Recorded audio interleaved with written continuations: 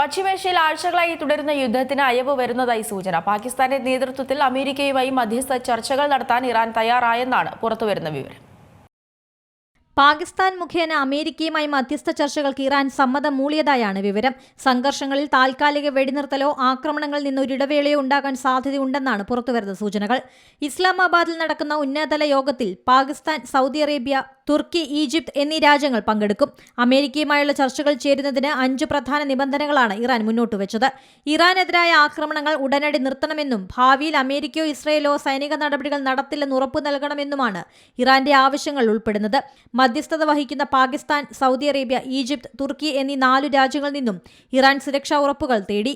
രാജ്യം ഉന്നയിക്കുന്ന ആശങ്കകൾ പരിഹരിക്കാൻ സജീവമായി ഇടപെടണമെന്നാണ് ഇറാന്റെ ആവശ്യം. എന്നാൽ ഇറാനിൽ കരയുദ്ധം നടത്തുന്നതിനുള്ള പദ്ധതികൾക്ക് അമേരിക്കൻ പ്രതിരോധ മന്ത്രാലയം രൂപം നൽകുന്നതായുള്ള റിപ്പോർട്ടുകളും പുറത്തുവരുന്നുണ്ട്.